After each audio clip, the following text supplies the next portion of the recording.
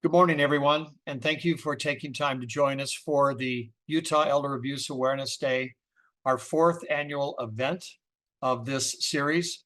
Today, our focus is going to be on housing issues when the challenges of affordable housing conflate with dealing with vulnerable older adults and the kinds of circumstances that are made through policy or lack of inventory and other nefarious causes great deal of consternation for our older adults that oftentimes leads to abuse and neglect. We have four experts to speak with us today. We'll introduce them one at a time, and we're wanted to acknowledge also those of organizations who plan this and monitor building awareness throughout the year, led by Adult Protective Services as part of the Division of Aging and Adult Services, as part of the Department of Health and Human Services. That's a mouthful, Tracy, and we appreciate your leadership in making this happen. We also have support not only from the Commission on Aging, but AARP, United Way, representation from the area agencies on aging, and the Alzheimer's Association and the Senior Blue Book. All of those individuals meet throughout the year to promote public information and outreach related to this topic, as well as have constituents who deal with individuals every day, making difficult decisions and helping to protect and provide them resources.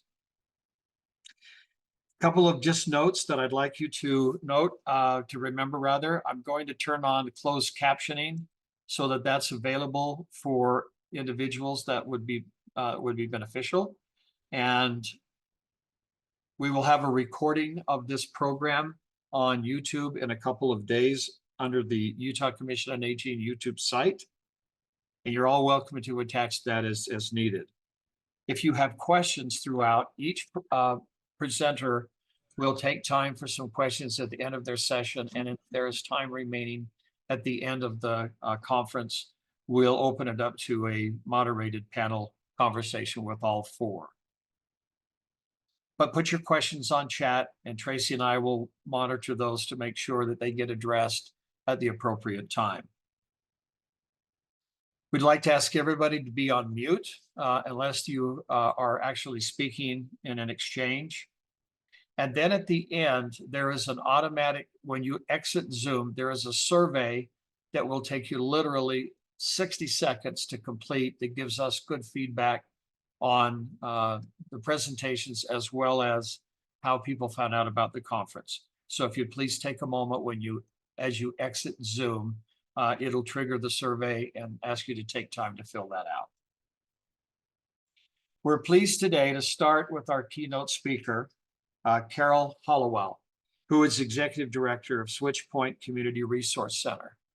I'm going to ask each of our speakers after they're introduced to say just a word about their background and what they accomplish and then introduce their topic to us. So Carol, we're going to turn the time over to you.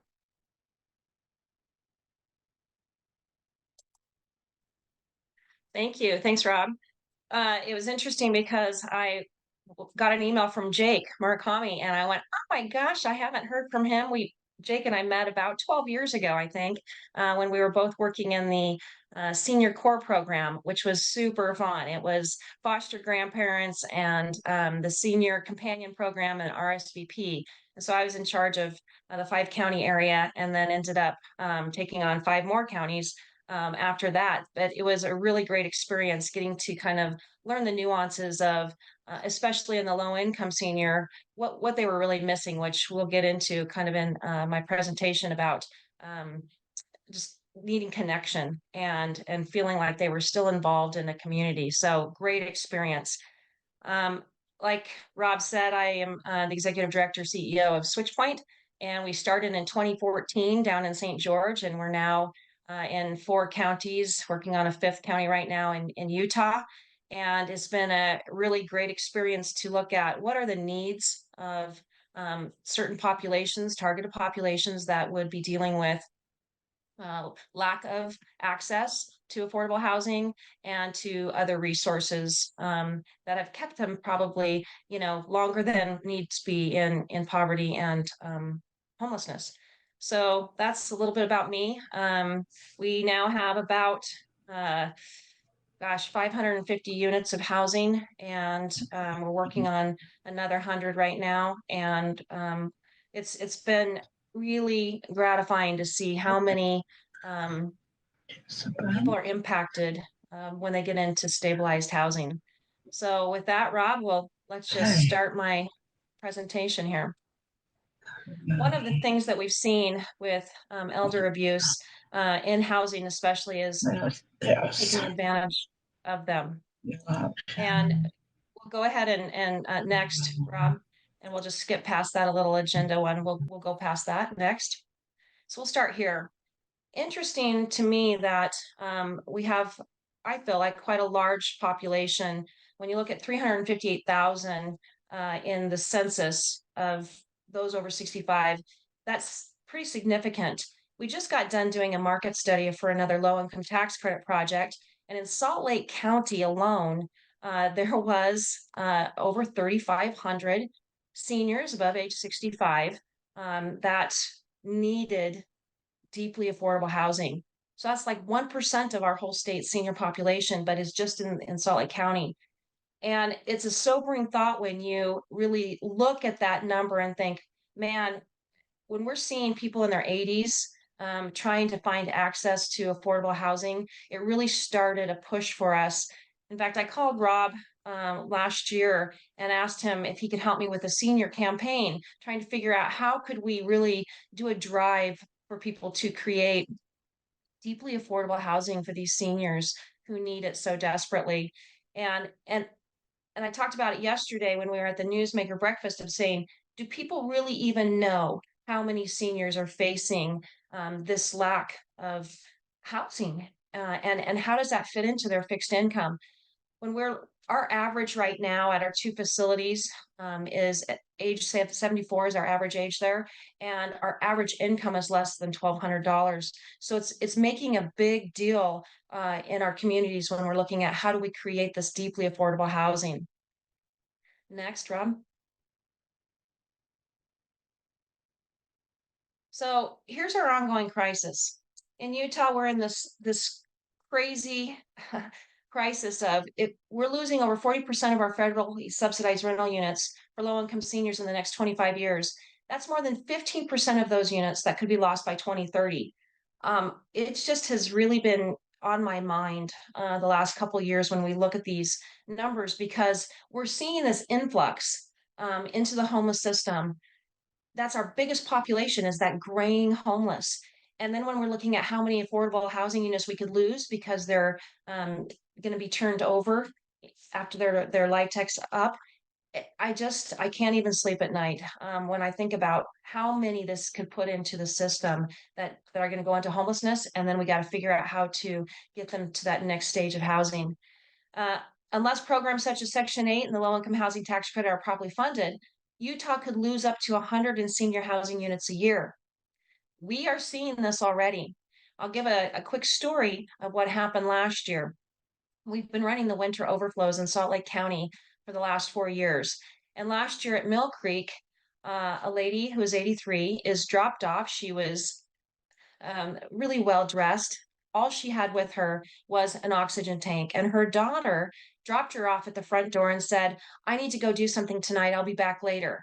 And it kind of surprised us because we thought, well, we're not a daycare center, and it just seems so odd, but she zips off. Well, weeks later, she still hasn't returned.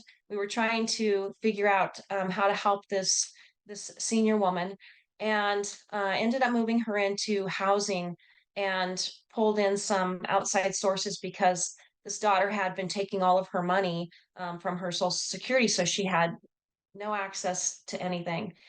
And when you look at how many seniors are facing this crisis of I can't pay rent, I don't have enough money, I'm not qualified to get into something else because they want 3 times, the rent and income. And she says, all I've got is $892 a month. It it seems to me that we've got to do a bigger push. And that was, the reason why I said to Rob, hey, let's really look at some kind of senior campaign. Ormsby said, without this vital source of affordable housing, more than 3,000 senior households in Utah could experience housing instability and homelessness in the coming decades.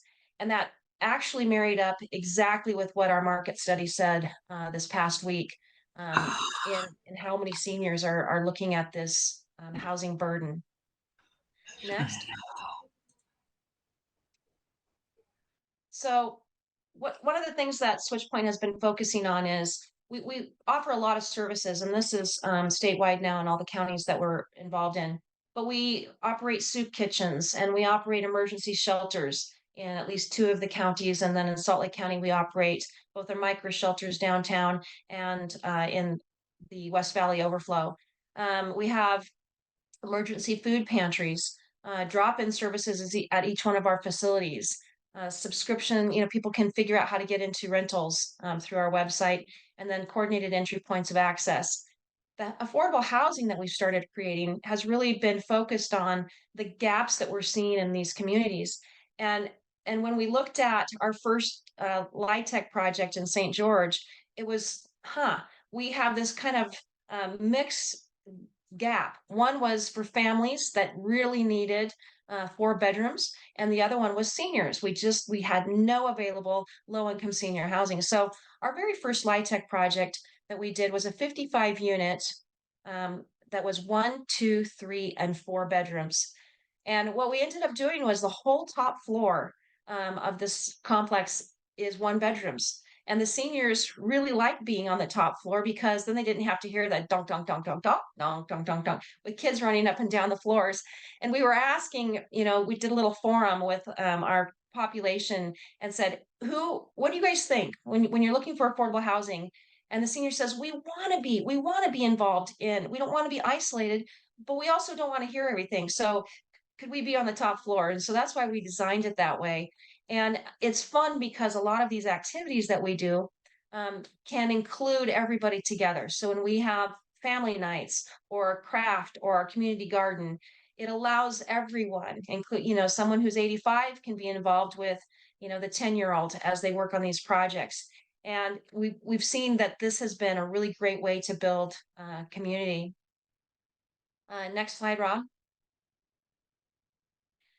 I wanted to kind of paint a picture of the did you knows. And if you haven't been involved in your job description with affordable housing, the gross median rent in Utah is a little over $1,000. Renter households have severe cost burdens and are paying more than 50% of their income for rent and utilities. And this data, as we collect it every time we write for a low income tax credit, demonstrates the lack of supply of these affordable rental housing units in Utah. It impacts the most in our senior population over 65 who are on these fixed incomes. And when we're talking about, our rent and the averages were under $1,200 a month rent, there is very few places that they can rent that are going to fit into their budget. And that has been, as we look at this crisis and this gap that's occurring, how do we look at all of those aspects that come with it when they are put onto the street? Another quick story on a gentleman that came, his name was Max, and he came to one of our winter overflows. He was 82, and all he had with him was a black paper bag, a plastic sack that he had gotten from the hospital. And he had been evicted on December 6th. And by the time he got to us, for lack of payment of his rent, by the time he got to us, it was about the 12th of December. So he'd been on the street for a little over a week. He's dragging in his bag. He's exhausted. We get him onto a cot, and our cots are not comfortable. He had a hard time getting to the ground. A couple days later, as he didn't show up, and we're starting to panic. We start calling the hospitals. We find out that finally he's at St. Mark's, and he had fallen down in the ice and broke his hip.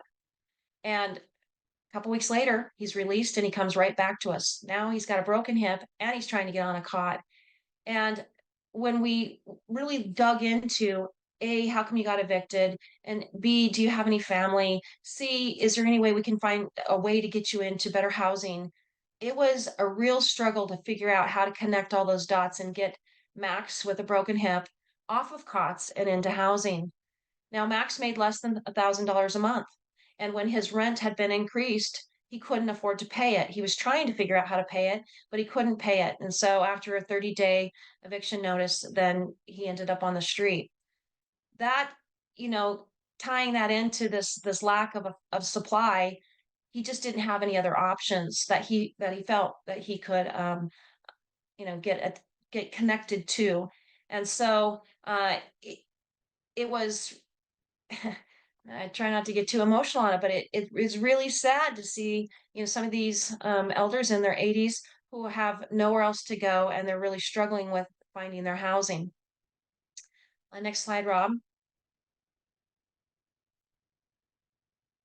I want to talk real quick about the switch point properties that we've started to develop, and we're calling them the points because it was an easy way to kind of keep a semblance of connection, and people would know, oh, okay, that's what that is.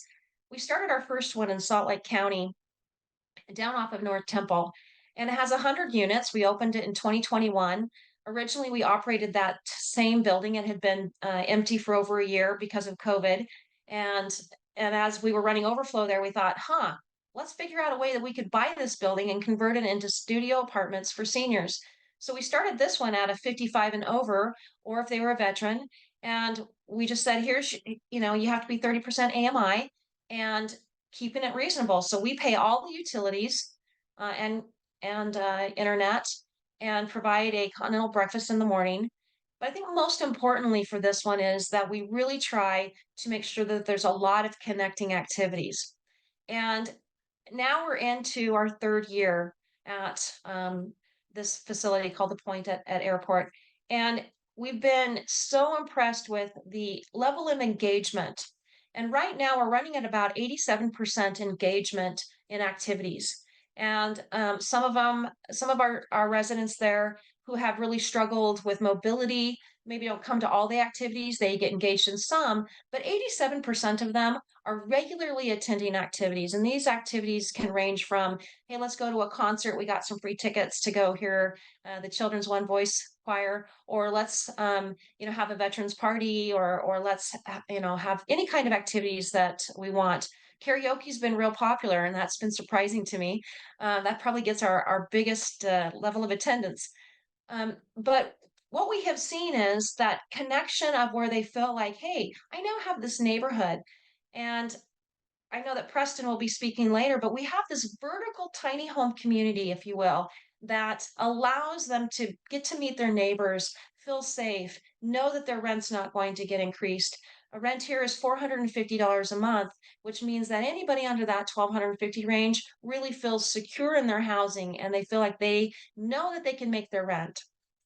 The the other project that we did in St. George was, again, we bought a hotel and converted that one.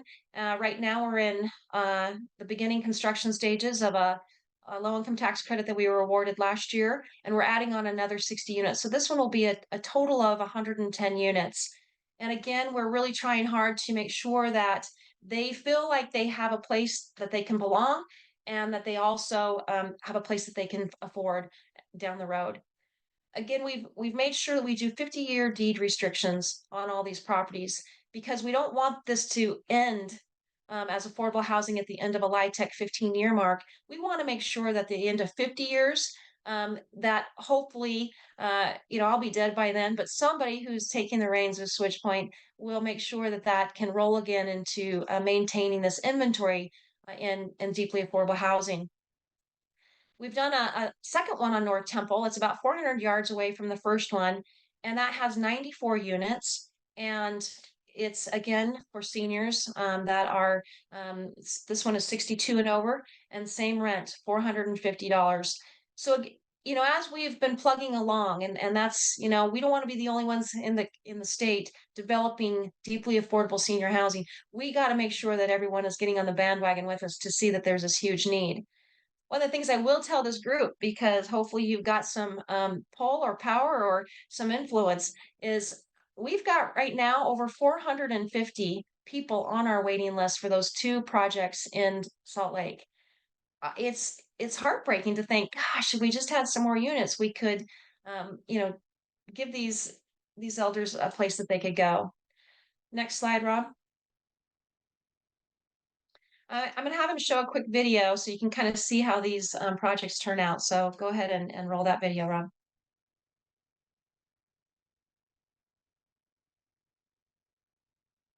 Or not.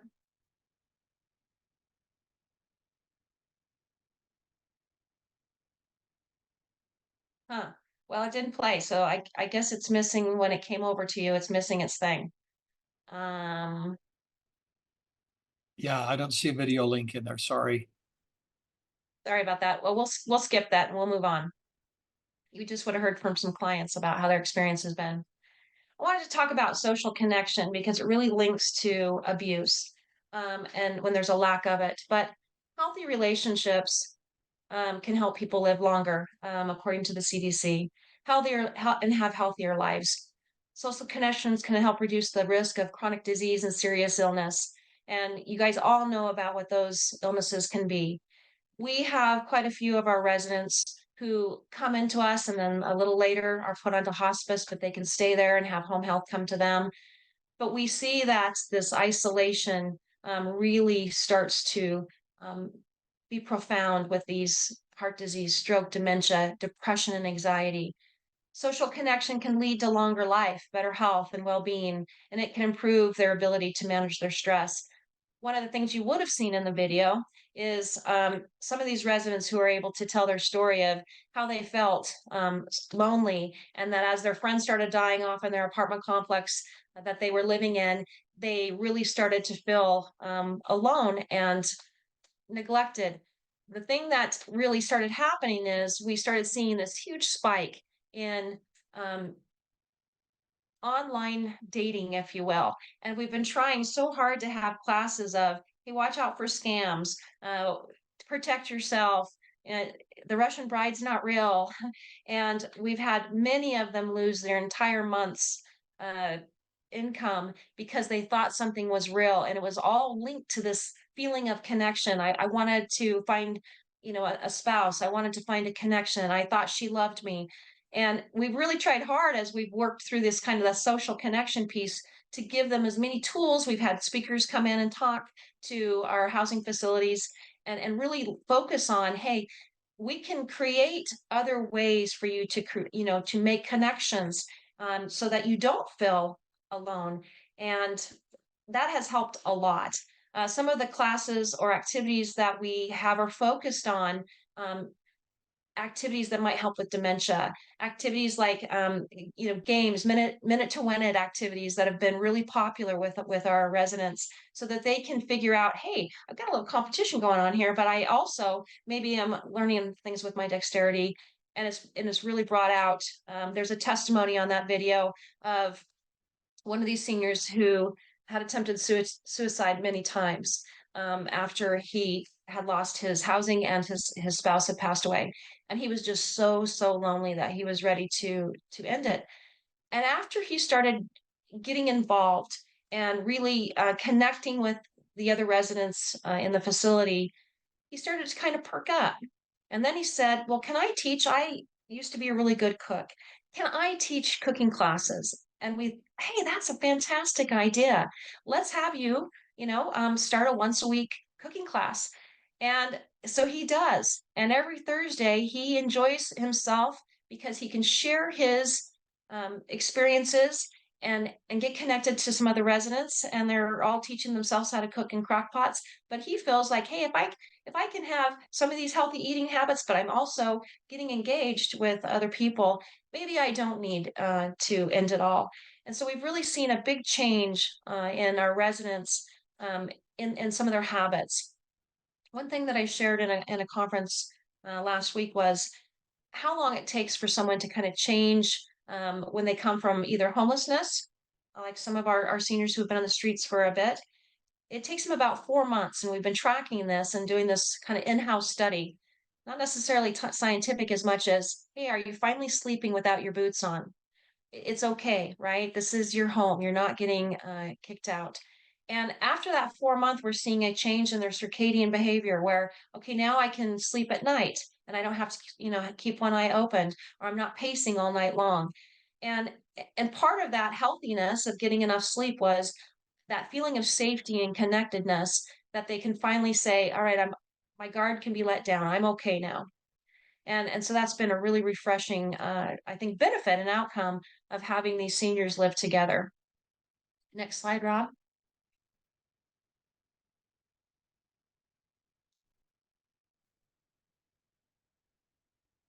And if we have time at the end, I might be able to share my screen and show those two videos, but we'll see how it goes.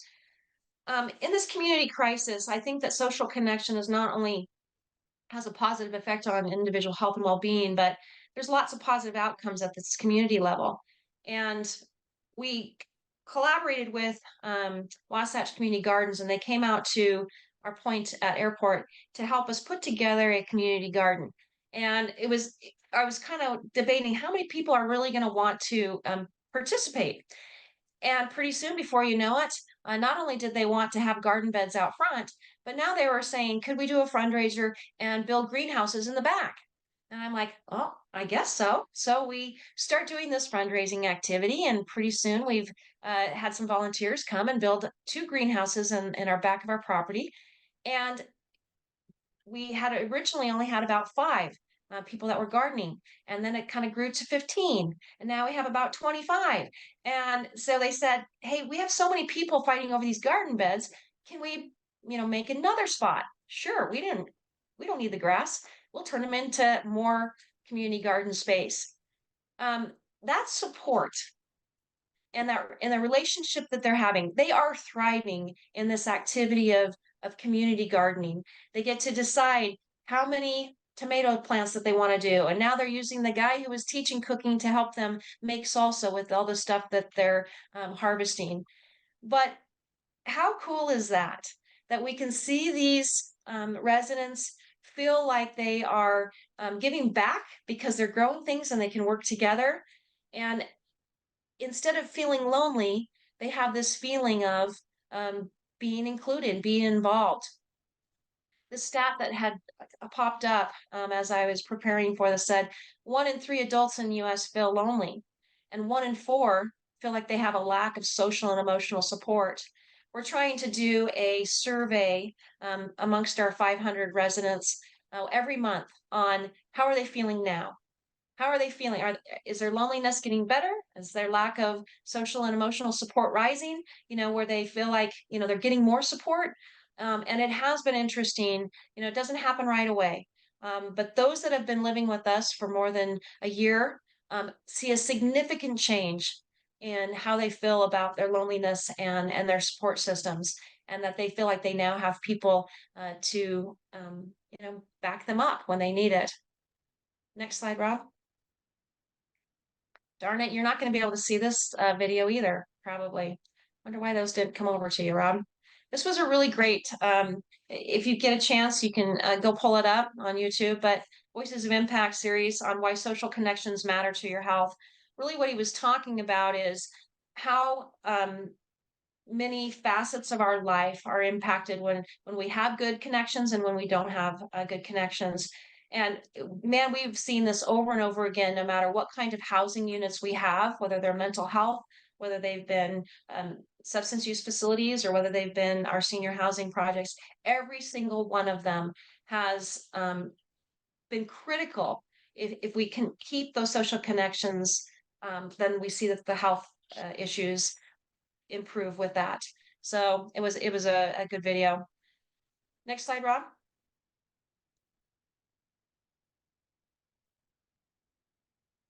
Such a bummer that those didn't come over. I even practiced before we started. Kind of this is a very wordy slide, but as you can see, this epidemic of loneliness and isolation, there's some takeaways. and that humans are wired for social connection, but we become more isolated over time. An interesting, I guess, perception from our residents was, I used to be able to sit on my porch and talk to my neighbors as they went by. And now, as I've been, no porch time, our facilities, our hotels, converted, or housing that doesn't have any porch time. We had to really look at this to say, how can we make sure that they still get this feeling of a neighborhood? And that's having big spaces where they can gather all day long, where they can have puzzles set out, or they can, play poker or bingo or things that they want to do together. Shoot stories off about their war days. But without porch time, we've really seen this isolation happen. Second bullet point was social connections, an essential part to our long-term survival, just like food and water. And as we've seen some of these residents come to us that had been severely isolated, either from abuse or lack of family, um, they were frail, and you could see that their physical health was seriously impacted. And as they started to connect and make friends with their neighbors, or as they were having their competitions on who decorated their door the best, and they started really getting out there, they were putting weight on, and their frailty and their ability to walk or join us for a ball game or join us at a concert really started to significantly improve. And so that improvement to health and well-being of all the individuals is all about the social connection piece. Social connection reduces the risk of premature mortality and is vital to our community health and success. Um, I love this one of socially connected communities are more prepared for and resilient in the face of disaster situations. And they're also an experience of greater economic prosperity. But we have seen, especially with, say, bad weather, when our residents feel like they are going to be taken care of or that they can huddle together. Last winter we had a gas leak in our kitchen, and one of the pipes had cracked, and so of course our alarms went off and we had to evacuate, and you're trying to get out 100 people, some are in wheelchairs, some in walkers, some hard of hearing, and we're trying to escort everybody out as quickly as we possibly could, and get them outside. All of them felt like, hey, where's my, has anyone seen Joe? Make sure Joe's here. You could see this total connection to each other on how they were preparing themselves for, where's my neighbor? Where's my neighbor? Is everybody okay? It was really satisfying to me. I just happened to be in Salt Lake that day, and got the call and ran down there at 3 in the morning. But it was so satisfying to make sure that they were making sure that their neighbors were well taken care of. And so I thought, man, this is right on point where they're resilient. They were resilient and they were taking care of each other. I think as a state we can make an advance and start really looking at this lack of affordable housing for our seniors that are over age 65, and that if we can have this call to action and make sure that we're filling that gap. And for me, our gap right now is that 3,500 mark just for the Salt Lake County area. How do we do that together to make sure that we're creating this um, environment where they can afford it, but that they also have connection to it, and it takes away their isolation. Rob, next slide. I just wanted to, give thanks to, I've been working a lot with the aging department in Salt Lake County, Tooele County, Washington County. I've been so impressed with how they step up to the plate every time we say, here's a situation. There's been a great collaboration between the departments to say, we just got a referral from a senior center. We're close to the Rose Park Senior Centers in Salt Lake. And regularly, as they get calls from seniors who have shown up and say, hey, I'm going to be evicted in 30 days. I don't know where to go. We're able to take those calls and say, let's see what we can do. Let's see if we can match them up into housing. And because of that collaboration, that was why we had this big push to purchase that second hotel, because we were seeing what was happening. On this market study I was talking about previously, it was talking about how many seniors we were going to be seeing on a monthly basis that were going to be in a crisis for housing, and it showed that 170 seniors over age 65, we're going to need housing assistance every month. And that's exactly what we've been seeing on our end as a provider. So I hope that maybe some of this information was helpful. And I'm willing to take any questions now, or we can wait till later, but appreciate your time today.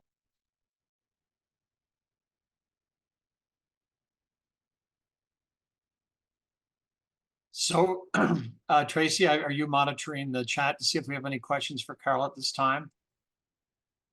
Yes, so far we have not had any come in. If anybody has any questions, go ahead and put them in the chat. You answered the one question that I know somebody messaged me about privately, was the wait list. People wondered, Carol, what is your wait list? And then I think a follow-up question to that is, when you do have people on the wait list, do you have resources that you can refer them to while they're waiting to get into housing, especially if they're unhoused and maybe in immediate jeopardy?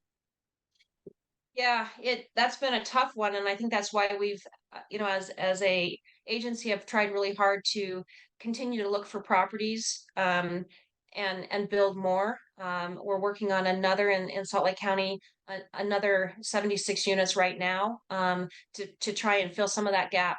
But one of the things that happened this year with the micro shelters was we're looking at the prioritization. If we have clients that are coming in to overflow and or the homeless system through coordinated entry, if we grade them by vulnerability. So if they are frail, vulnerable, in their 80s, they're going to go to the top of the list and get priority into housing and or into, say, our micro shelters. I was really surprised, I guess I shouldn't be anymore, on how many people in their 80s we actually had in micro shelter pods, where it was they had a bed and they had their own space. The number of pods this year will double. So instead of having 50, we'll have 100. And so hopefully that will help this winter.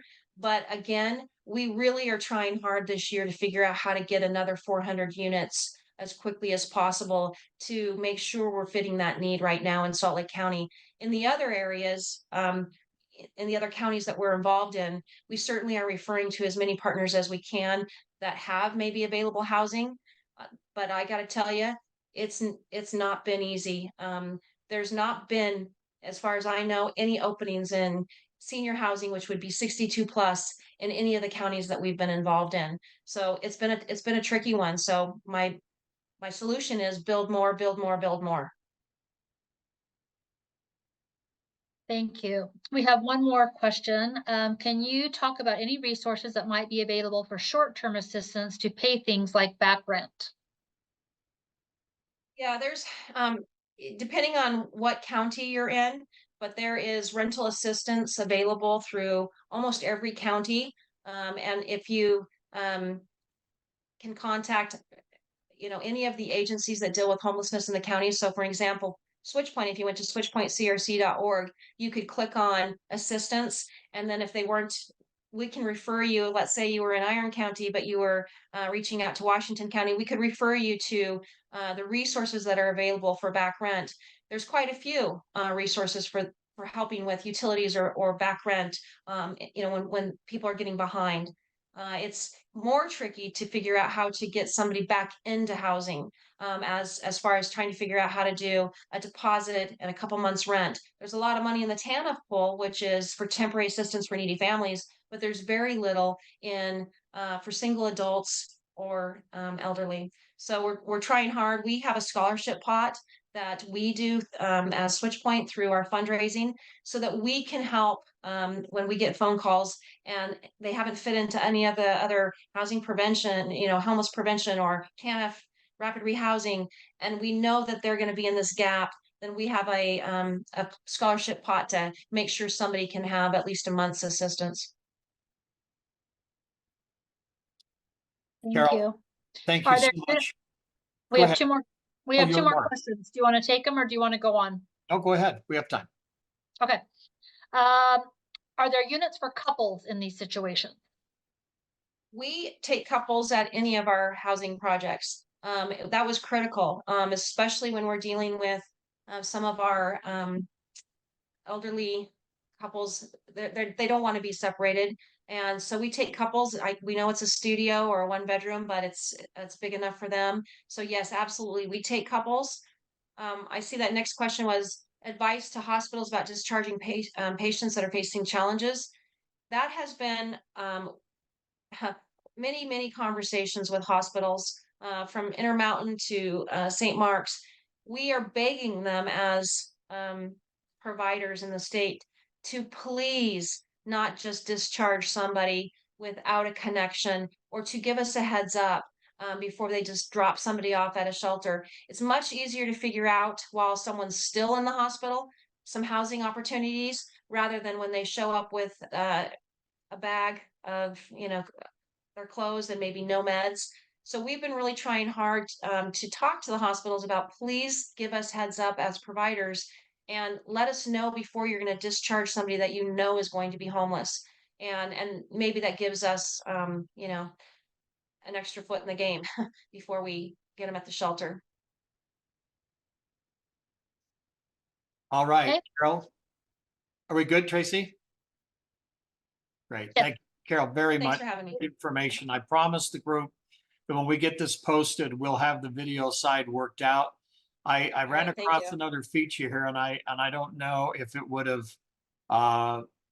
mattered, but I apologize that we didn't rehearse that enough to get that active for you. So No problem. All right. Thanks so much. you bet. Now I want to introduce Lee White. Lee recently moved back to Utah from the Northwest, where he was in the Seattle area for a number of years. Lee's a former executive with AERP, both on a regional and a national level, was essential in introducing housing issues into the platform years ago, into the portfolio of AERP's work on social issues. And prior to that, he spent a great deal of time working in Salt Lake County. And I'm going to let him take an opportunity to explain a little bit about his connection, as he is currently a very active citizen advocate and has had some great historical context and insights onto the housing issues in Salt Lake County. Lee, welcome. Rob, thank you and greetings. It's a pleasure for me to be here and talking about a topic that I've had a lot of passion about for many years. Before I get started on my presentation, I want to just acknowledge that you are all champions of social justice. The fact that you are here at this conference, gaining information, but also responding to a call to action convinces me that you've got your hearts in the right place, and you're here to find out better avenues and probably more specific avenues in which you can get engaged in critical issues related to elderly abuse issues and elderly housing. So before I get into a little bit of background about how I became interested in working on elderly housing issues, I want to talk a little bit about the role of advocacy, because I view it as a sacred trust. And it's not only to be an advocate for change when you've identified some of the problems that Carol so eloquently spelled out, but also in times of scarcity, figure out how to preserve the status quo. And not just to preserve the status quo, in this case, the number of existing housing units that represent affordable housing for individuals in dire need, but beyond preserving for status quo purposes, to affirm what constitutes a just and caring society, and that we safeguard priceless lessons learned in a democratic society by looking at these badges of honor, these icons of representing what a democratic society stands for when we care for particularly vulnerable populations, and especially those populations in a democracy driven by capitalistic ventures. I want to first refer to an article in Sunday's Salt Lake Tribune by the former mayor of Salt Lake, Palmer DePaulis. He was a true champion of social justice. And in this editorial piece that he wrote in Sunday's Tribune, he talks about revitalization of the downtown area of Salt Lake.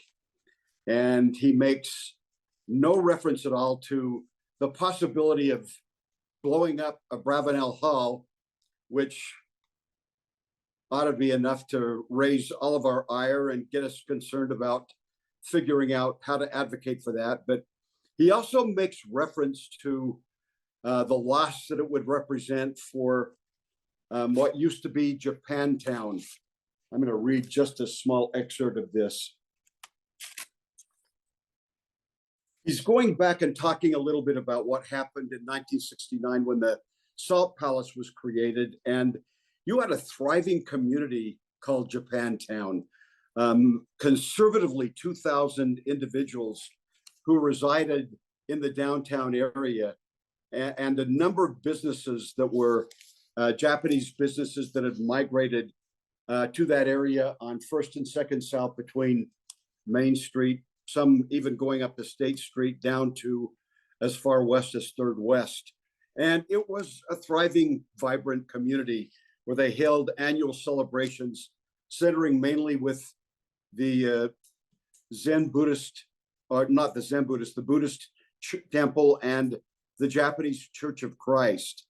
While those are still in place, and they have been in place for well over 100 years, the rest of Japantown was obliterated with the downtown revitalization that occurred and was manifested with the creation of the Salt Palace.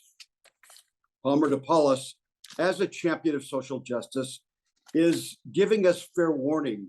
And I'm hoping that as you hear this, you think about your agency, you think about your involvement in protecting the rights of particularly vulnerable elderly people. What's the avenue for you? What's the possible connection? How does this become a call to action for you possibly? How do you join forces with people like Palmer DePaulis in preserving the heritage and the identity of a vibrant part of our community? He concludes his comment by saying, in fact, we really need to go beyond just saving Japantown. We need to enhance and build on the cultural assets of this important neighborhood. We need to improve this street and the surrounding infrastructure so that the Japanese community can hold more festivals and cultural events that enrich all of us. Let's not lose the important neighborhood. Let's save the best of what we have while we reach beyond our immediate goals and achieve even greater dreams. Let's protect and reinvigorate Japantown, treasured neighborhood that it is.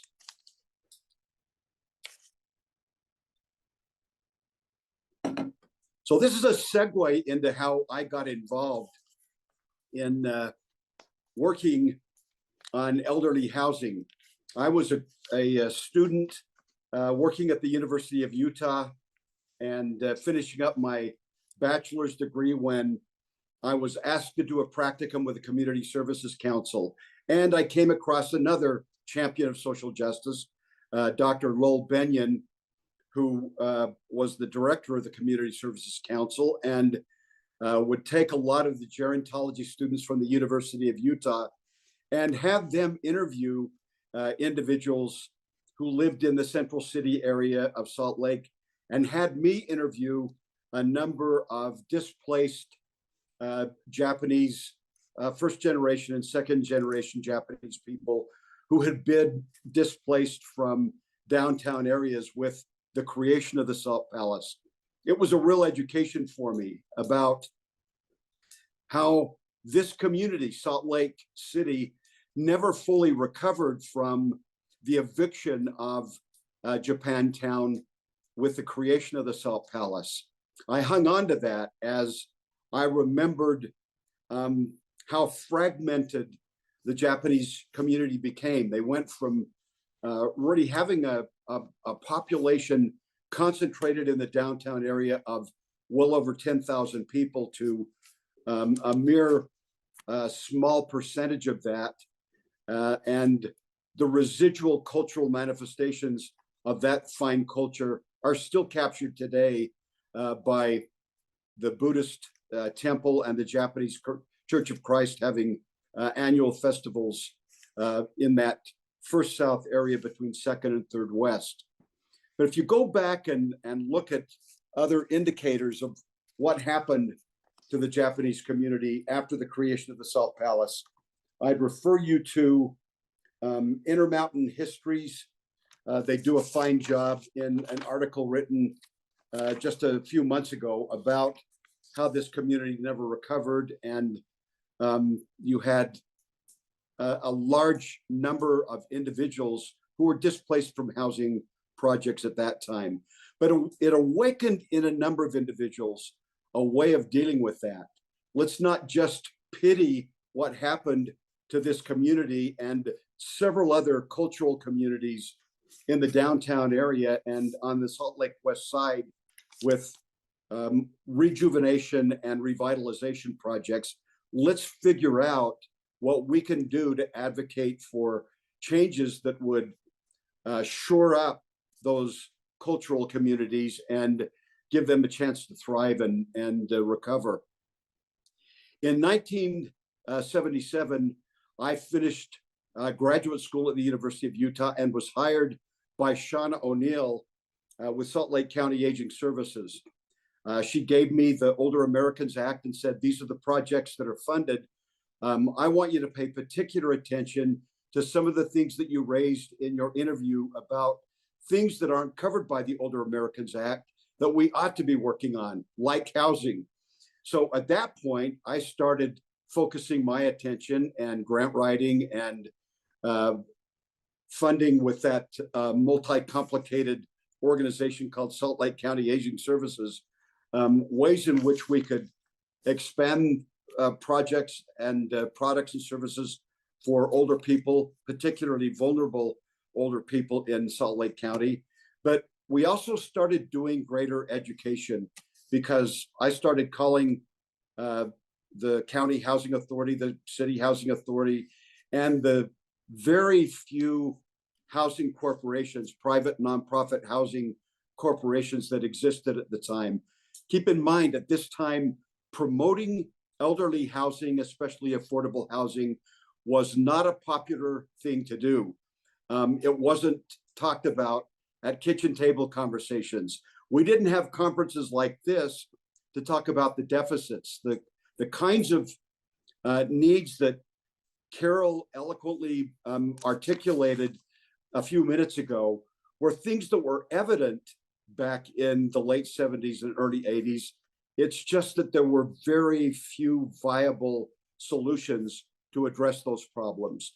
So Shauna had me going around doing presentations on housing needs and what scant organizational attempts were made to try to fill those gaps. It caught the attention of a couple of corporations that were starting to surface at the time.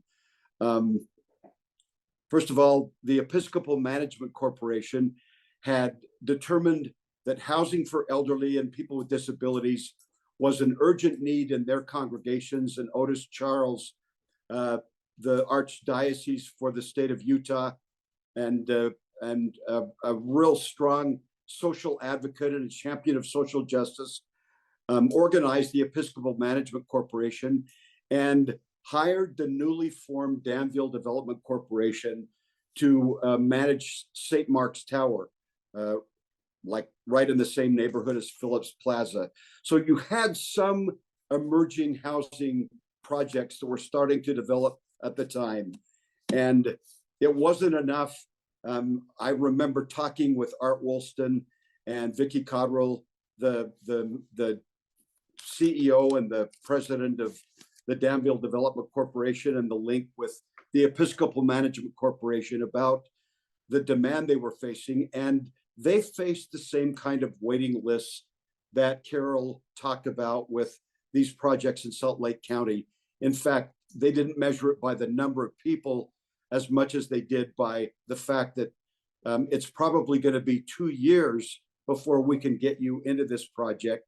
Put your name in. Sometimes it happens faster than that, but with the length and the need, it wasn't very hopeful for someone articulating a need in 1980 to find much hope for finding a placement in affordable housing in the very near future.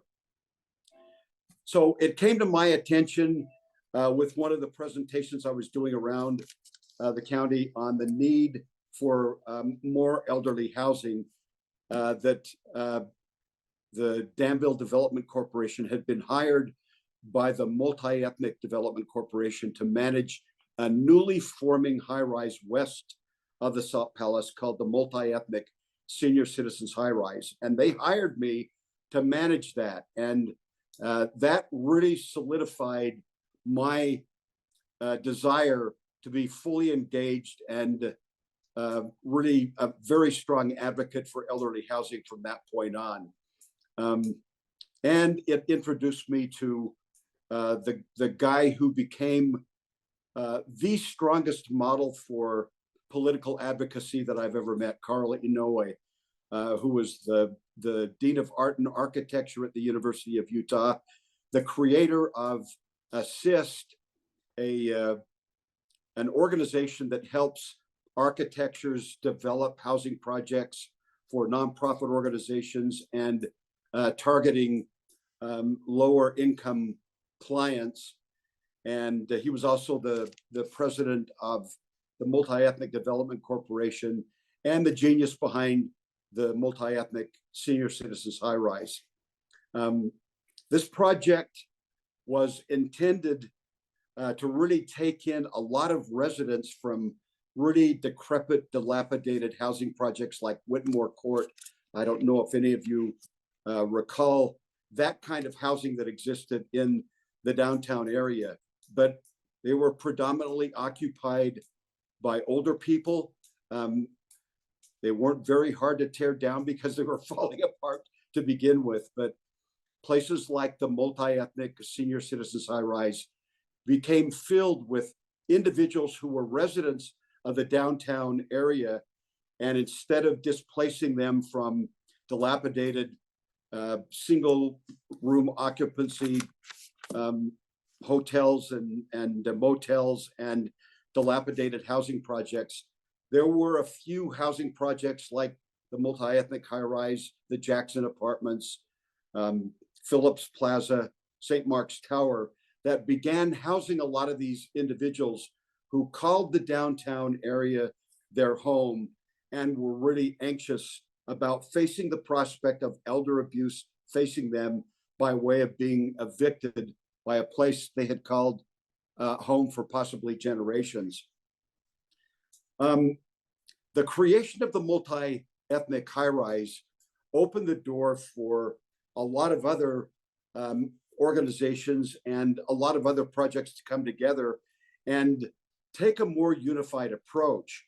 I remember talking with directors from Friendship Manor and the Sarah Daft Home and a lot of the other housing projects that were being developed, and all of a sudden coalescing, you started seeing more and more attention being paid to it, because in the aggregate, you had a strength that was more unified and more vocal and more organized than it had ever been before. Instead of having a few isolated voices talking about the kinds of statistical needs that Carol articulated, you had several organizations that were banding together, including the housing authorities of Salt Lake City and Salt Lake County. And I think it started to make a big difference.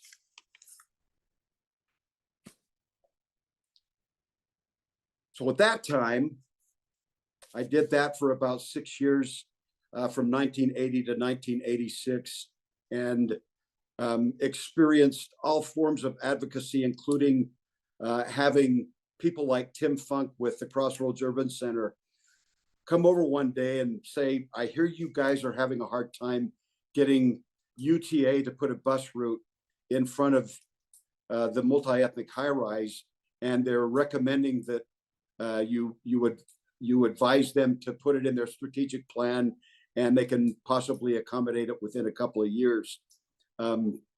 It was a real problem. You had a lot of people that just didn't have access to grocery stores, medical appointments, other things. They didn't have automobiles, the vast majority of them at the multi-ethnic high rise. So Tim scheduled meetings with UTA. They were sympathetic, they understood it, but they didn't feel there was a significant enough population to support putting a bus in front of the multi-ethnic high rise and Jonathan Sweet's house there between First and Second South on West Temple. And so Tim came up with the idea. This guy was a real advocate, and probably one of the most agitating, annoying advocates for housing Utah has ever seen. I think he's still at it, but the fact of the matter is he was very successful. He was a champion for social justice. And when a need got identified, when there were institutional abuses against vulnerable older populations or people with disabilities, Tim was one of the first individuals to jump in and advocate for change. And with this particular issue, he got a group of residents at the multi-ethnic high rise, particularly those in wheelchairs, to chain themselves to a bus on Main Street between First and Second South and make an argument that this wouldn't happen, but they needed a bus route to come down on West Temple and at Second West and pick them up in front of the multi-ethnic high rise. It really irritated the people at UTA. It irritated city officials, and it really irritated the bus drivers and a lot of the citizens who were inconvenienced because their bus sat for 30 minutes on Main Street and didn't move. But you know what? They got a bus route within 2 months. And it was a great lesson for me on how you find out what the need is, and you go through diplomatic channels as best you can. But if those diplomatic channels don't work, civil disobedience has its place. And Carl Inouye, Lowell Benyon, Tim Funk, many, many others. And now you add to the list Carol Hollowell and a lot of you in this audience who hear the problems that are coming up related specifically to elderly housing, the emerging needs, the ongoing needs that have been around for a long time, and the real threat of already designated low-income housing being decommissioned in the name of rejuvenation and revitalization of certain areas of the city. Fast forward to 2024, when Rob first started talking to me about this, I wanted to get a lay of the land. I wanted to find out what's happening with elderly housing in Utah, what's happening with elderly housing in Salt Lake County, and how visible has this issue become?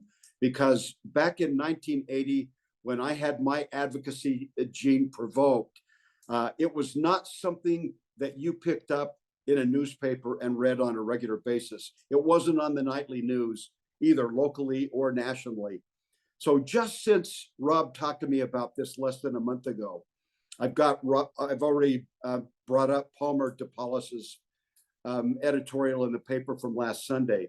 Just yesterday, Manu Raju on CNN did a focus on how rent increases across the country aren't keeping up with inflation. And the people who are victimized by this the most are the 65 plus population, vulnerable, low income, elderly populations.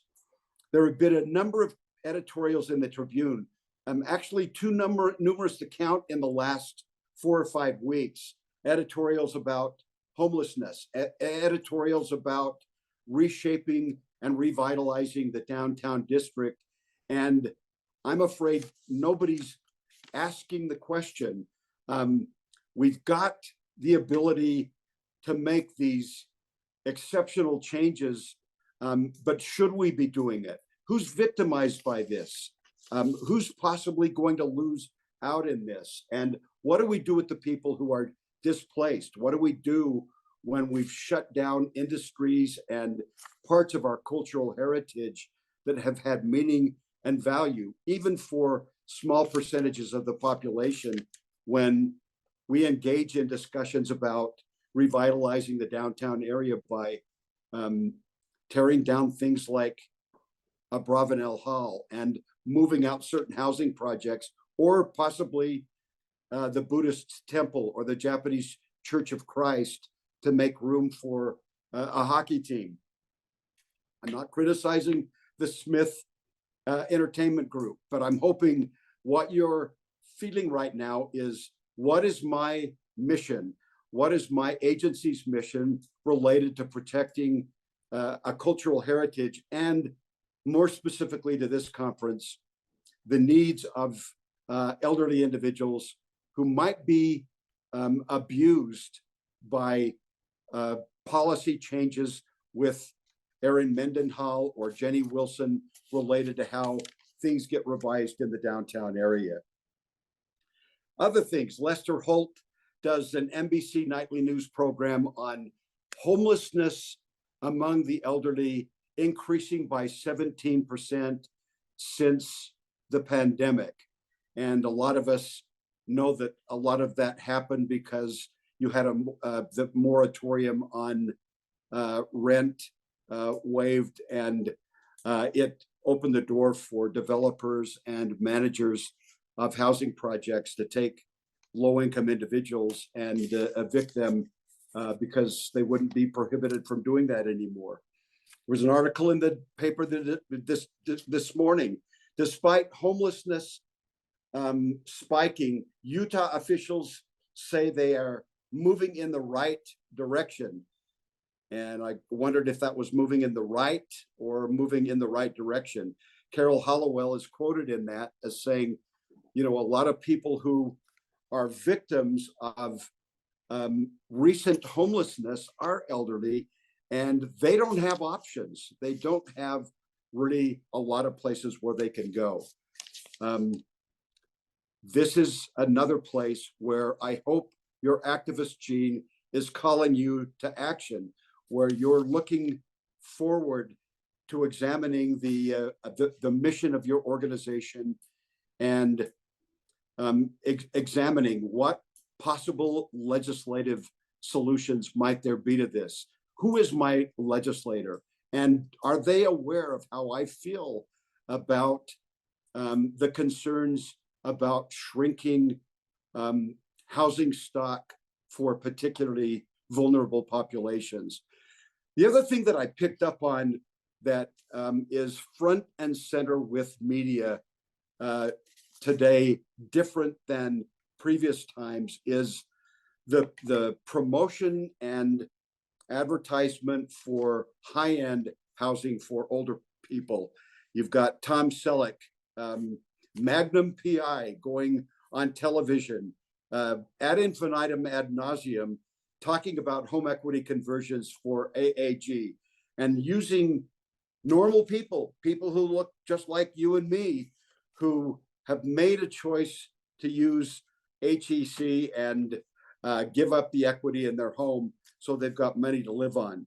And you can't pick up a newspaper, you can't watch a television station without hearing about high-end assisted living facilities or high-end apartment independent living units that have all kinds of amenities to them and start at a very modest fee of only $3,500 a month.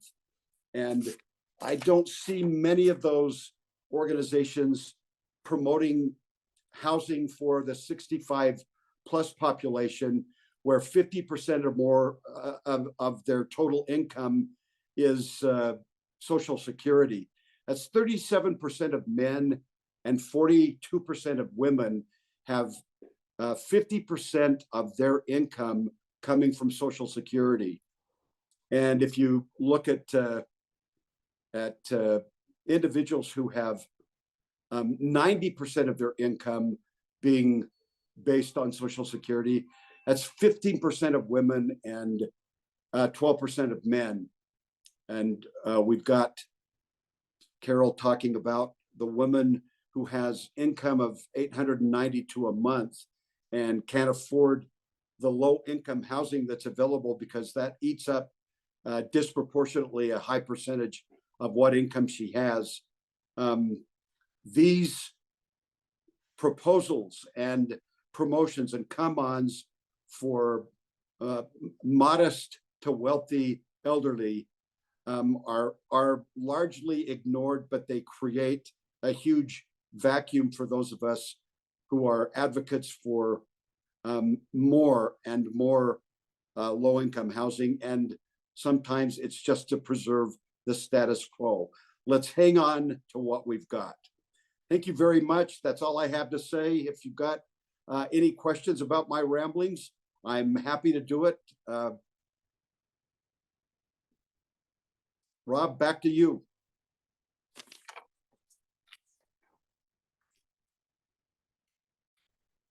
As we have time at the end, we will circle back with some questions. We appreciate the perspective and historical context, and particularly the call to action, how we all have to dig deep to figure out what is that we need to be doing and saying in order to impact appropriate policy for the future. And I appreciate your time. We all do. And I would like to ask, you bet.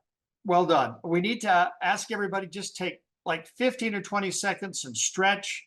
We're just a little past halfway through the conference, and we realize that sitting for 2 hours can not always be healthy for your body. So do what you have to do to stand up and stretch for a couple of seconds. I'll give you 10 seconds to do that, 15 seconds.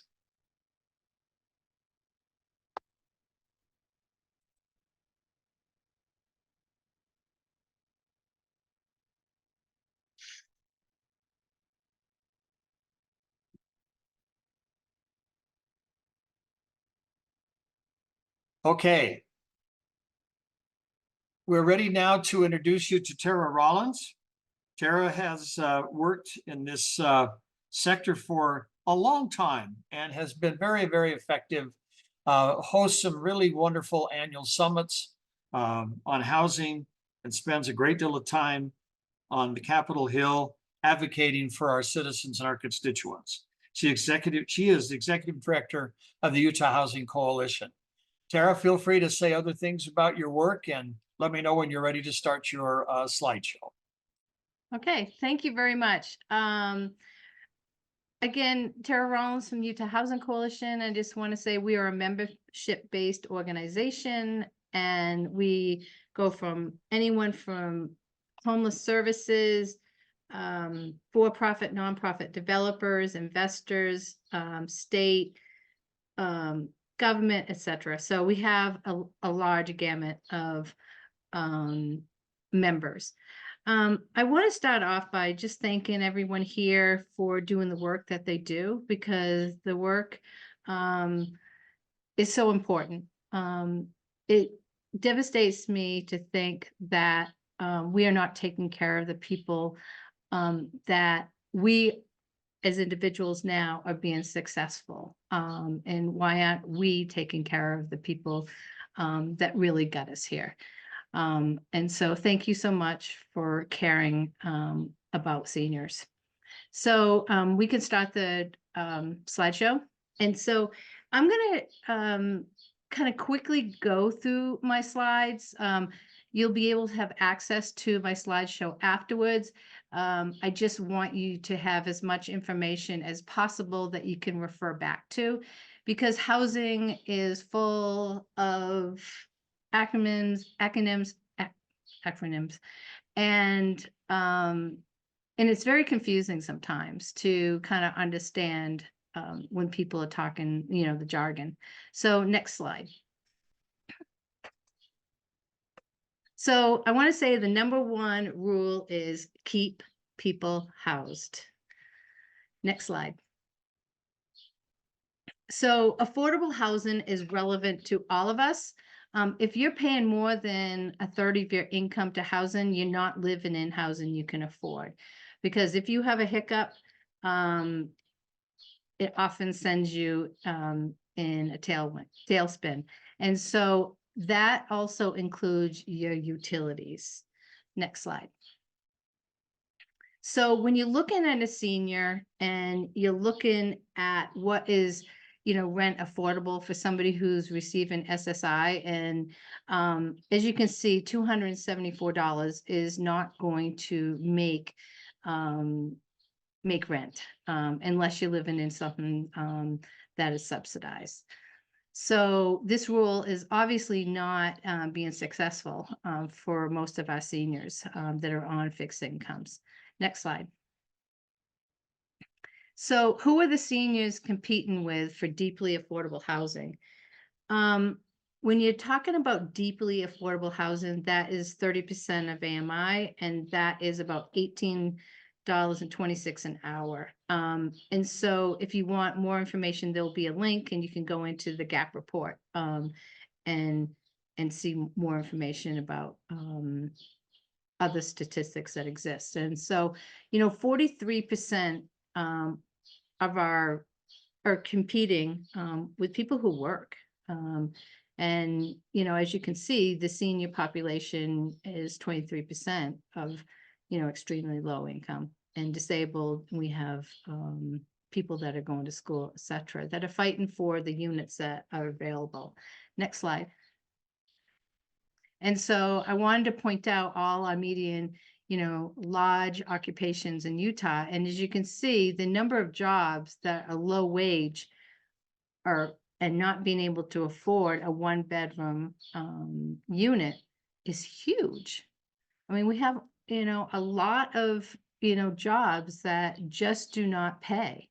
And so these are all people that are, in competition for these units. Next slide, please. And so when you're talking about area median income, 30%, as you can see, is high. I mean, for a lot of people, but yet they still can't, afford housing. Next slide. And so what can people afford? So at 30%, if they can afford $950, and as you go down, you can see it increases. Next slide. So really, what is the difference? So when you look in at a 1-bedroom at 30%, they can afford $950. So, they're already down $308. At 50%, they're doing, much better. But as you can see, where we need to be focusing on housing is at the lowest wage for our, workers as well as our seniors to be able to live. Next slide. And so when you're looking at the inventory gap, we're really, have a deficit when it comes to having, units available at the extremely low income. So for every 100 we need, there's 69 that we don't have. And so as we go up, as you can see, 80% and 100%, it's much, it's much better. And unfortunately, right now, we're investing in, as a state in the upper 80 and 100% for people to become homeowners. Next slide. So when it comes to cost burden, Carol mentioned this, as you can see, cost burden, is paying more than 30%. And then severely cost burden is paying more than 50%. And as you can see, as our income goes up,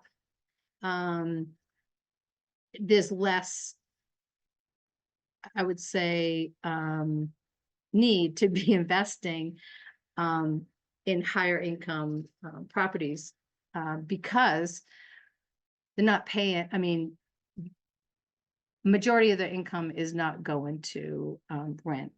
Go ahead. Next slide. So how to stay housed. Next slide. So the first thing I would advise is to avoid evictions. what it is and what it does. So there's several types of evictions, and let's just focus on the first two. And so if you get a 3-day pay or vacate, you have 3 business days to deal with that. When it comes to 3-day notice to comply with lease or vacate, you have 3 calendar days. And so, and what that means, next slide, is that if you don't leave in those 3 days or cure, then, and you stay, then you will be charged 3 times the daily rent. And I think evictions can be financially crippling. And because it's not enough time for somebody to come up with $100 because the landlord may not take the full, they want to have the full rent. And, I feel for landlords, they have mortgages, they have expenses, but they've also, a lot of people have paid deposits and sometimes double deposits. And so it's not as if they don't have, $100 that they could pull from those pieces. But we're just not talking about, those type of resolutions. And so, so when somebody, does not move their, when they're breaking the lease, basically, they may have extra people living there, they may have an extra dog living there, or they never told about the dog. I mean, these are all things that are important to landlords because it's wear and tear on their units. And so we need to make sure that we're educating the people that we're working with, the importance of, paying the rent and having communication with their landlord and making sure that they're in compliance with their lease. Next slide. So just to give you an idea of evictions, these are the numbers. As you can see, during the pandemic, it went down. And, it was great because we had rental assistance. And so landlords were kept whole, and also many people were not evicted.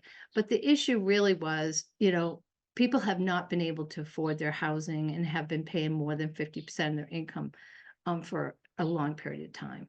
And so I think the pandemic really emphasized that, and especially after when rental assistance was gone. And so we're I would say one of the first states that spent down on that, because there's some states that still have funds available. Next slide. And so, I always like to look at how many renters are affected. And, when an eviction, it's counted as one household, but yet, our household size right now is 2.99.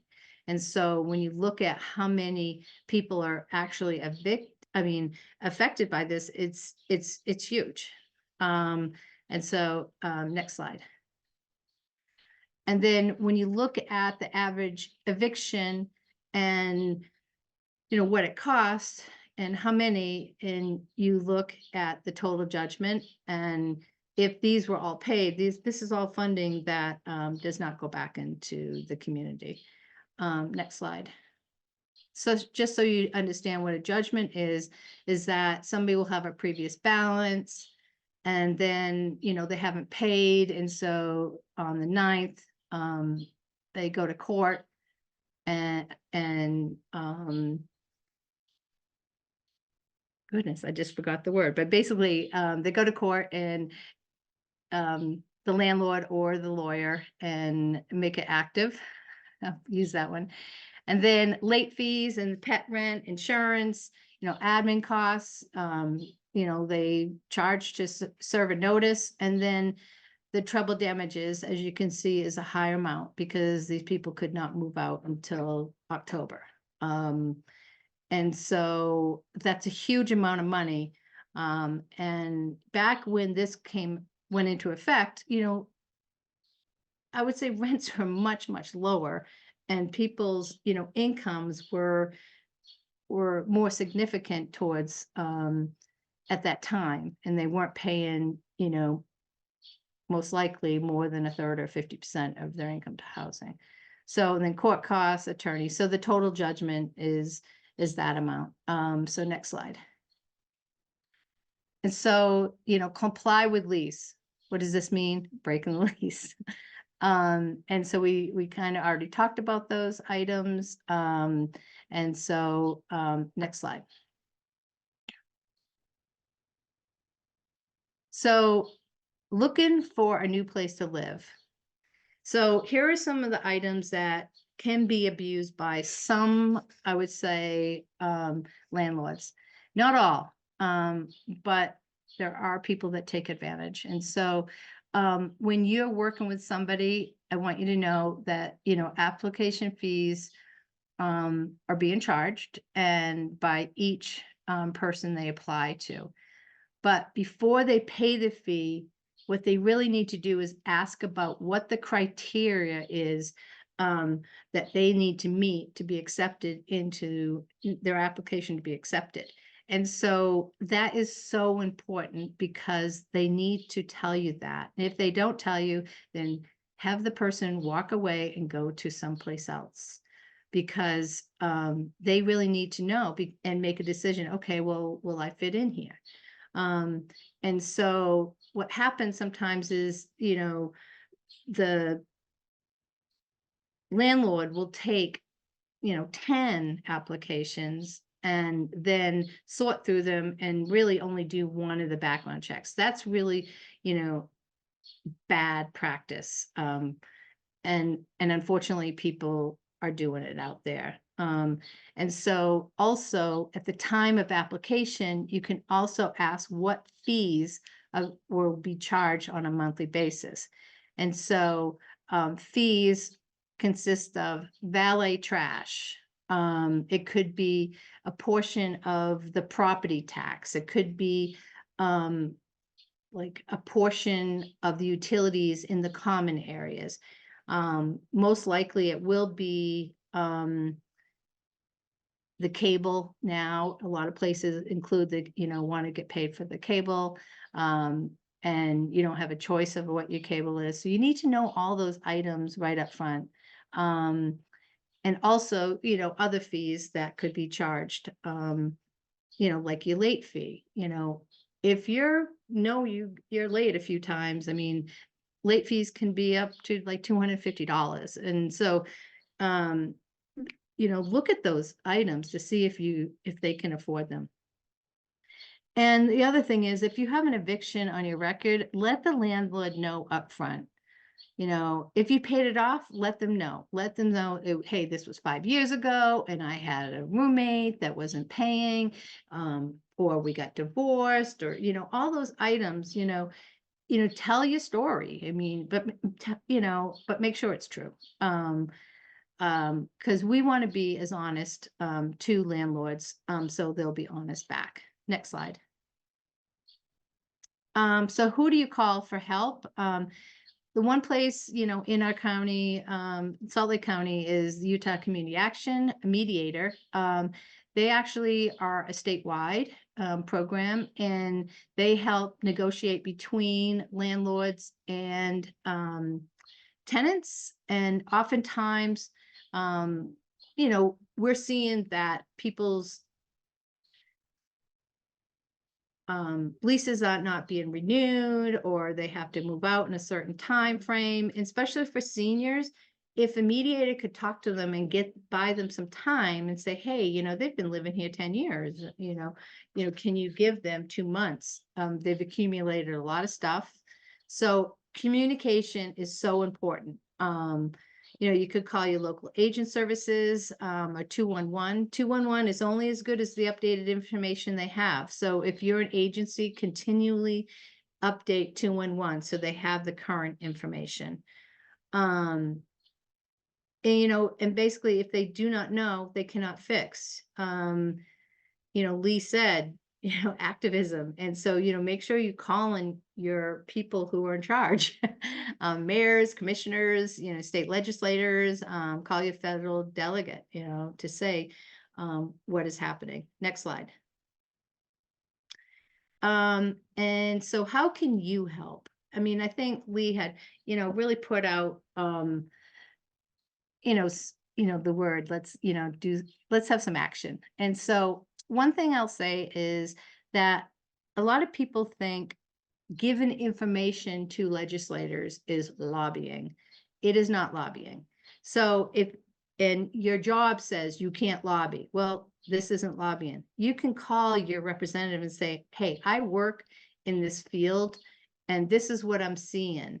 I just want to let you know. And so, that is so important for them to, hear stories or have your clients call their legislator to say what is happening.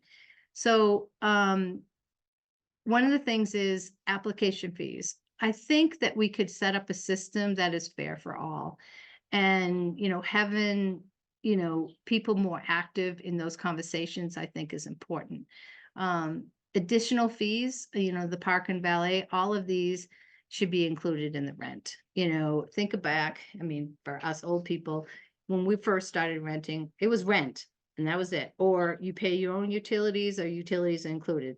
And fees have, they're out of control.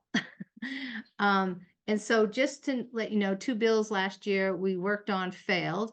And one of them was to get a 60-day notice for rent increase at the end of the lease. So if I was renting, the landlord would say, hey, your lease is going to be expiring, in 2 months, we're going to go up in the rent.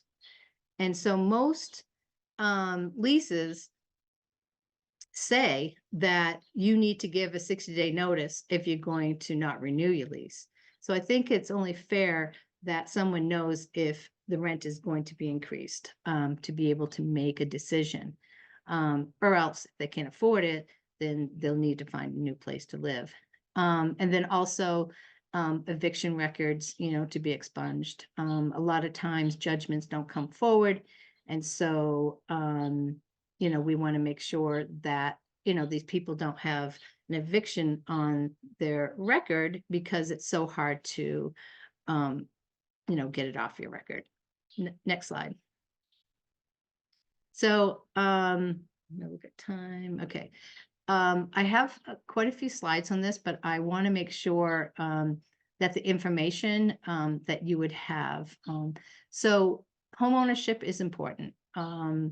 Not everyone, is, on a tight fixed income when they're seniors. And so next slide. And so problems in owning your home. Number one, being exploited by family members or so-called contractors are so, important to make sure you know what the scams are. When somebody comes up knocking on your door saying your roof doesn't look good, you really need to fix that. Affording home repairs, aging in place, foreclosure, reverse mortgages, payment of property taxes. Many will wait till it's too late. And so identifying problems are really important upfront. Next slide. So avoid scammers.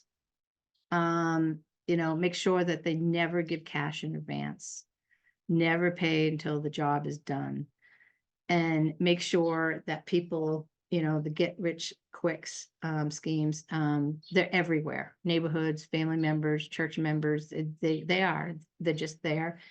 And so make sure that you really do your homework and, and investigate programs. Next slide. So Aging in Place is, it was mentioned about Assist earlier. It's a nonprofit and they have a great website, and this helps people age in place, and you can go through a checklist and you even can make an appointment with them to discuss aging in place and talk about what you already have at home. Next slide. They also do home repairs in Salt Lake County, minus West Valley and West Jordan. And this is a grant program. And it's a small grant program, but they can often address large issues as well. So all you need to do is call, and the person needs to make 50% or below. Okay, next slide. I gotta go. Okay, and then also there's a critical home repair that Habitat for Humanity does. As you can see, it's a long list of things that they do. Next slide. And then home assistance program, there's, you know, if they need to have their rent, I mean, not their rent, their mortgage paid for or get caught up, there is a program right now that is available, and you can find that on Workforce Services. Next slide. And also, here are the agencies that do delinquency, you know, resolution counseling that can help them with that application. Next slide.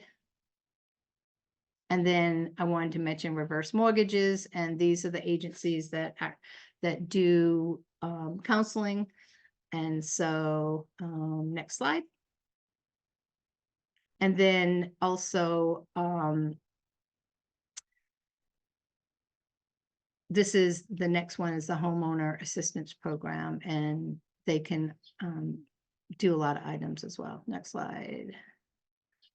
Property tax relief.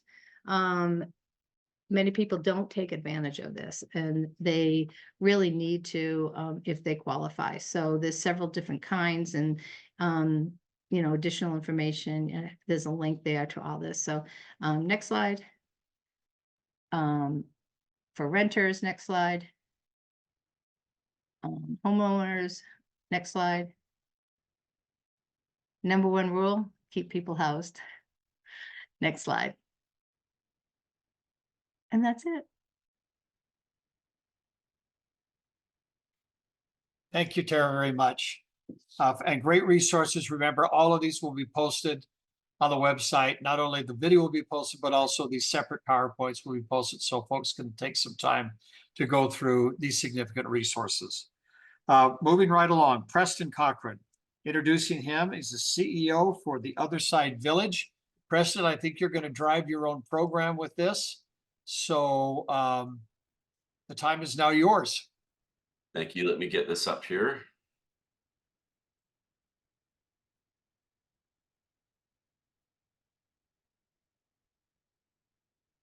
Can you see that okay? Yes, sir. Thank you. Okay, perfect. Thank you so much. It's a pleasure to be here. Just want to echo Tara's and everyone's remarks. Thank you for all the work that you do. Appreciate the invitation to spend some time with you today. The Other Side Village is affiliated with the Other Side Academy. So if you're familiar with that organization, if not, we serve two different populations. The Other Side Village serves those who have been chronically homeless, and the Other Side Academy serves those who have been incarcerated or facing eviction or facing incarceration. Excuse me, I almost said eviction.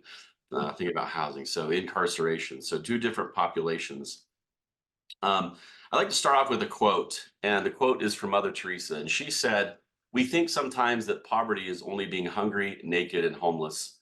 The poverty of being unwanted, unloved, and uncredited for is the greatest poverty." And I think that's a really good quote talking about what we all do and the work that we're in. As far as my experience, I wanted to highlight this because as I was thinking about this conference, I started thinking about all the firsthand experiences that I've witnessed in my career. So I'm currently at the Other Side Village. Prior to that, I was the Vice President of Housing and Support Services at Valley Behavioral Health, former Executive Director of Shelter the Homeless, CEO at American Research Bureau, and the CEO and co-founder of AAA Fair Credit Foundation. And each one of these positions I saw firsthand. So if we took Valley Behavioral Health, and I'm going to break that down here in a moment, but all the things that I witnessed from elder abuse and the things that I've seen over the years, it's not isolated to one particular industry, but it covers the gamut. And if we look at financial services, for example, so I think my background and my experience here is unique because I've worked with different populations in these different businesses. And so if you look at financial services, here's some examples that I've seen firsthand in terms of unauthorized transactions and scams and excessive fees, identity theft. Tara and I years ago worked together back in 2008, 9, 10 with the housing crisis. and on the Don't Borrow Trouble campaign. And that was a campaign that was really geared towards seniors to don't borrow things that you're not maybe aware of, or don't sign anything. And it was a very successful campaign. It also targeted home equity conversion and reverse mortgages, and also worked on collections and dealing with medical debt. I also worked in probate and estate planning. And so with probate, you get a lot of people that die intestate. They don't have a will, they don't have anything in place. And all of a sudden, you start seeing all these people show up at the door and saying that they're related and they're a rightful heir to the estate, and all of the above. And so we'd see wills being forged, we'd see undue influence, executor misconduct, assets not being reported, and even attorneys and lawyers that were just excessive legal fees that were uncalled for. When we look at homeless services and examples that happen in the homeless services industry, you look at physical abuse, you can look at emotional abuse and psychological abuse, not only from staff, but also from other residents that are around them. We look at financial abuse and theft, which commonly occurs. We see theft a lot in shelters and in encampments and things like that. Neglect, exploitation, and discrimination. So very common examples of elder abuse. In behavioral health, we see similar abuses in terms of physical and restraining.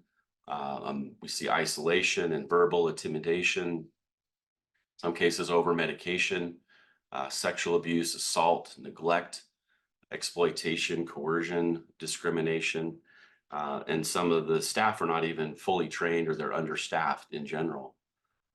Looking at housing and how that plays into elder abuse. So housing can be unsafe living conditions, eviction threats, coercion to change any sort of living arrangements, overcharging for rent or services, and even neglect by caretakers. And so I don't think any particular business is immune to it. I think, as you can see from my experience here, is I've seen it and witnessed it firsthand. So switching gears a little bit to the importance of housing for vulnerable adults. We break those down into 3 different categories in terms of safety and security, the health and well-being, and social integration. And those are super important in terms of the work that we do at the Other Side Village. And our emphasis and focus is on helping everyone become the best version of themselves, and really focused on building that connection and building that community to help every individual cultivate positive habits and behaviors, which ultimately lead to improved overall well-being.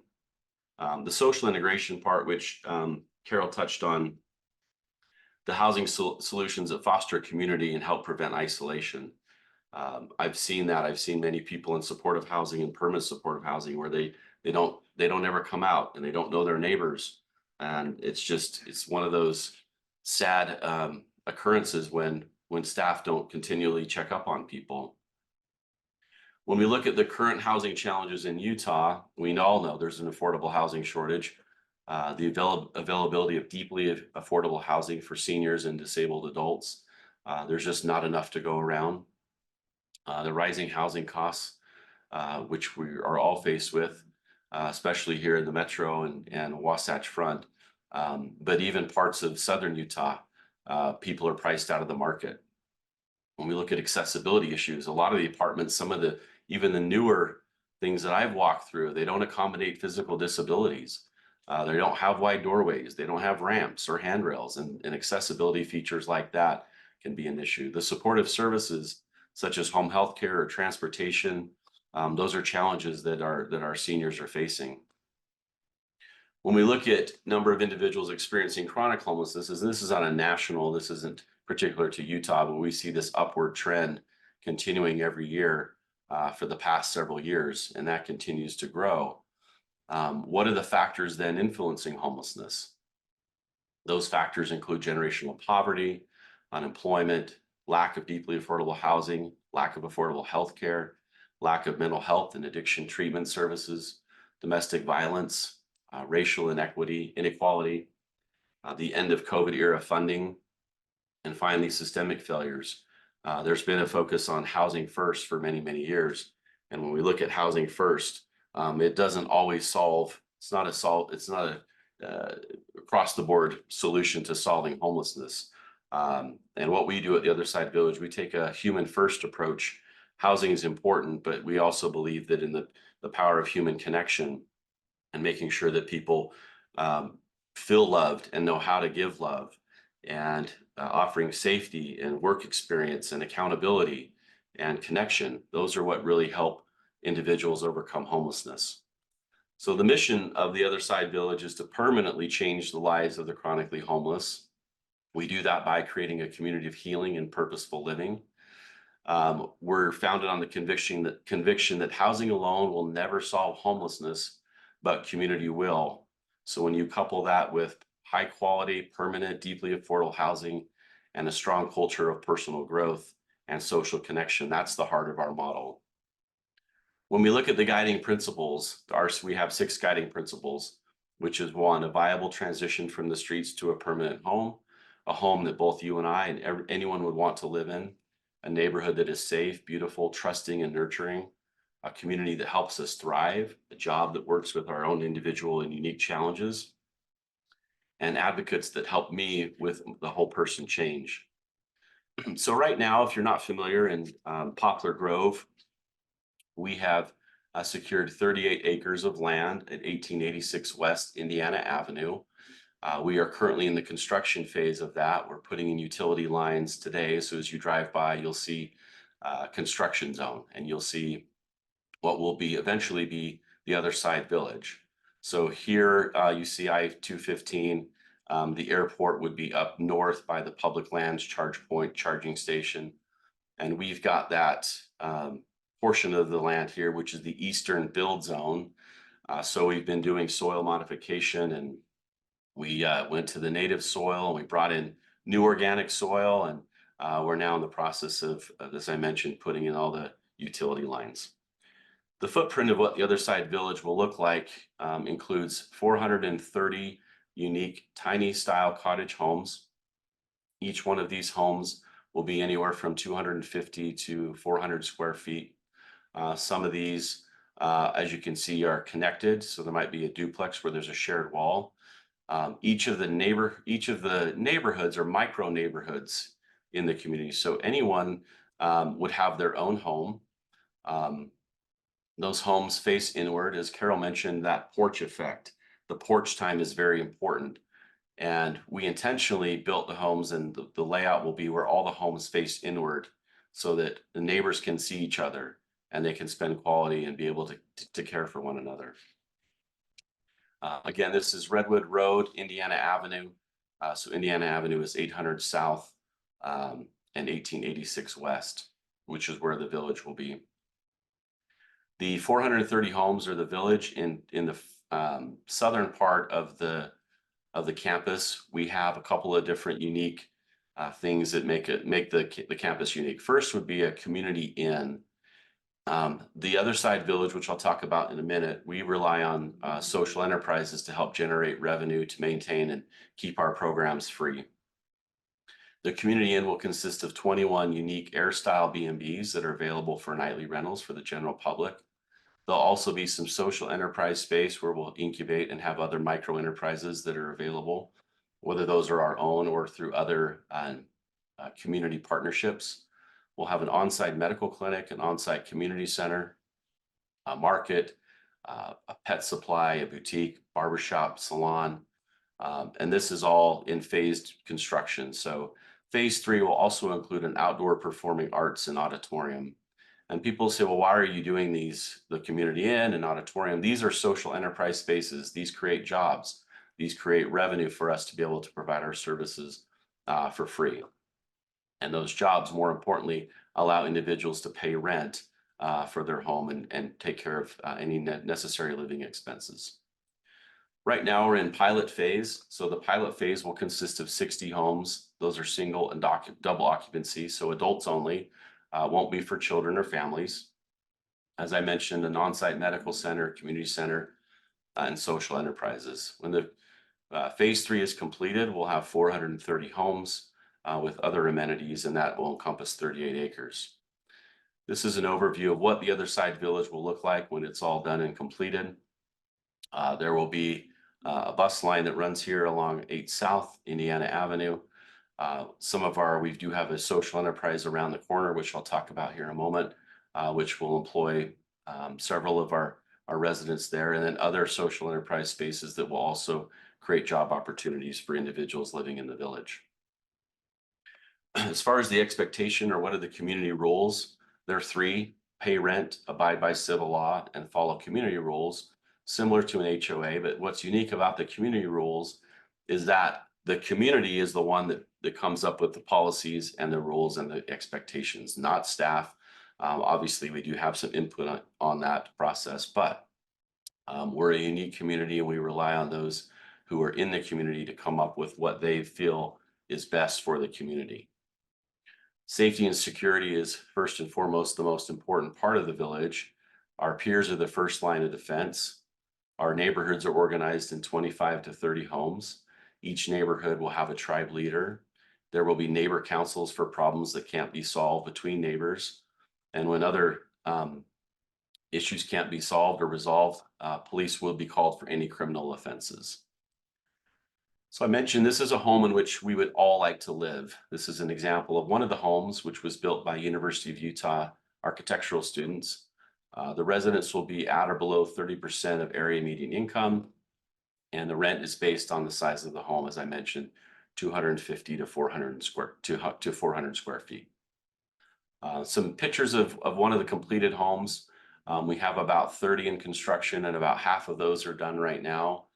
We've got schools up and down the state that are building them. We provide the materials, they provide the labor.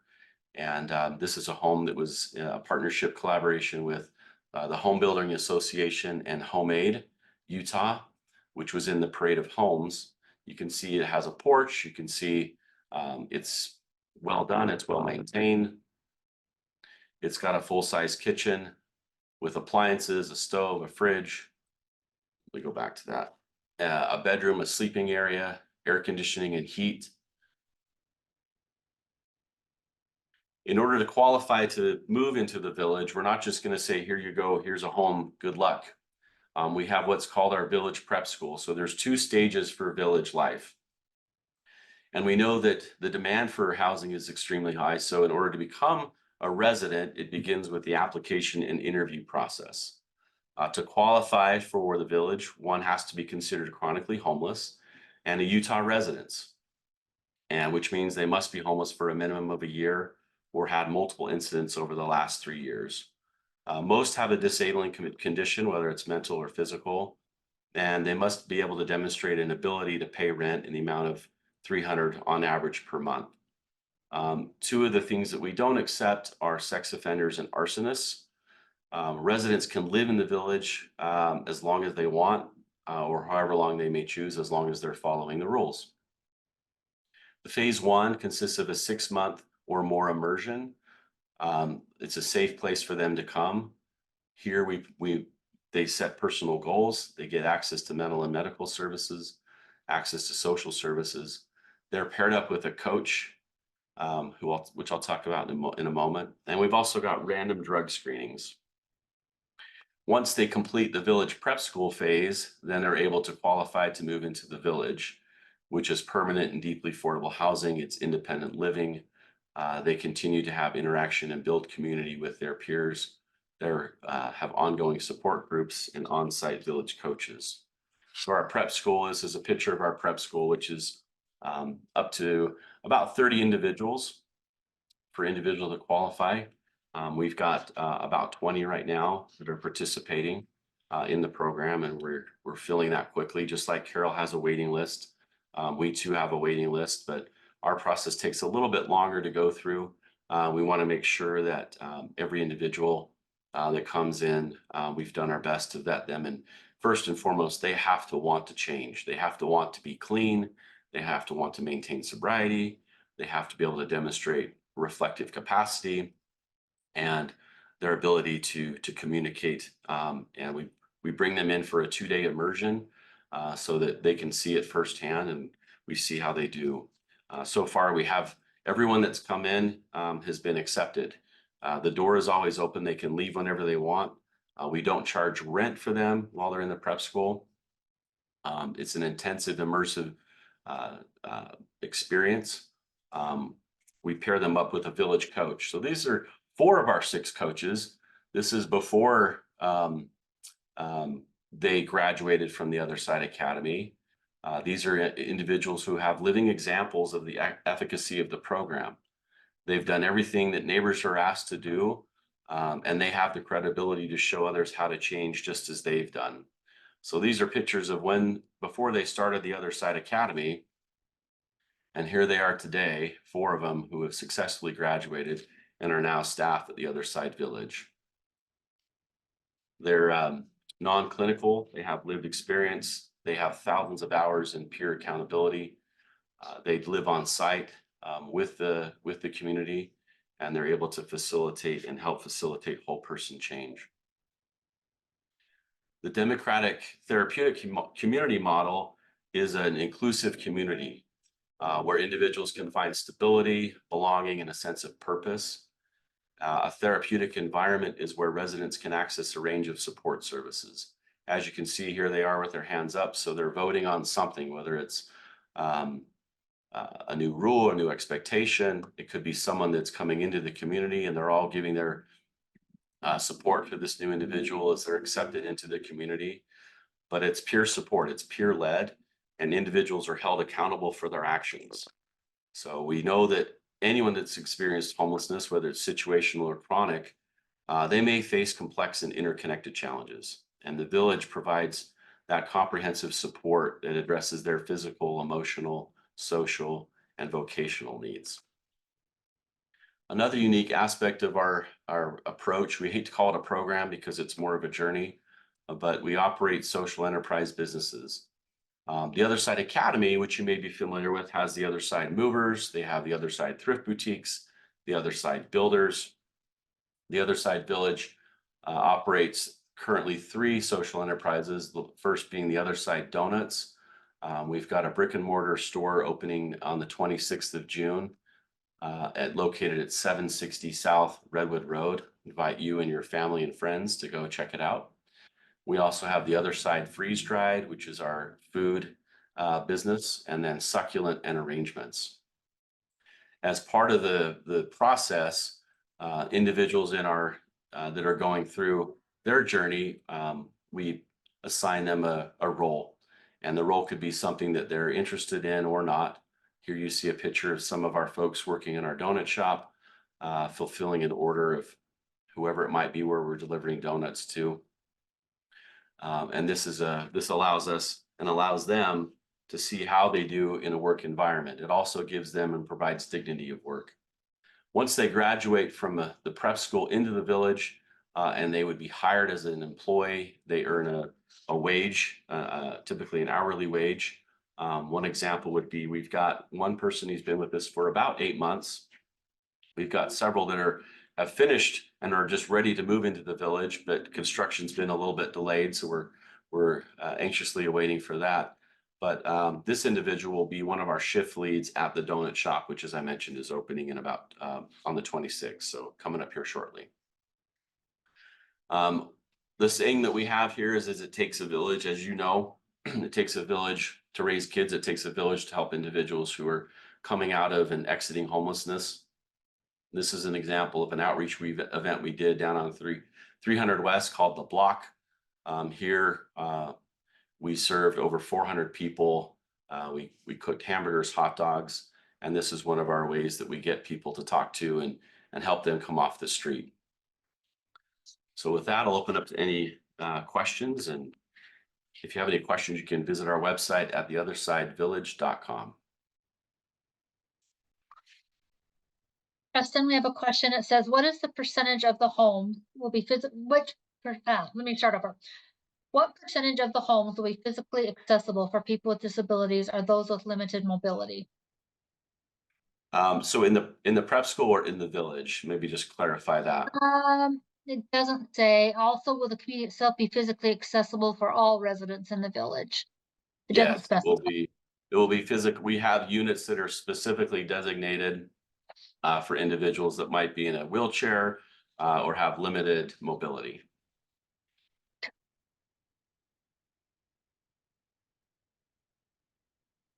Presley, could you release the share screen? I'm trying to right now as we speak. Sorry, I'm trying to multitask here. No, you're doing fine, and it was Let's a wonderful see. presentation. Let's see here. Close that. Okay, back to you. That was a nice picture too. That's great. Okay. We want to thank everybody for your time today. I think it's been a well-spent 2 hours. We've heard 4 incredible presentations with very unique perspectives from services dealing with homelessness, recovery, how to avoid getting into issues, and the importance of advocacy that we all bear. So I just want to thank very much Carol and Lee and Tara and Preston for their time and for the supporting partners who produced the program. Again, watch for this being posted. Take a moment to complete the survey. And I appreciate again everyone's time and commitment to your constituents and to these causes. Have a wonderful day and take good care. Thank you.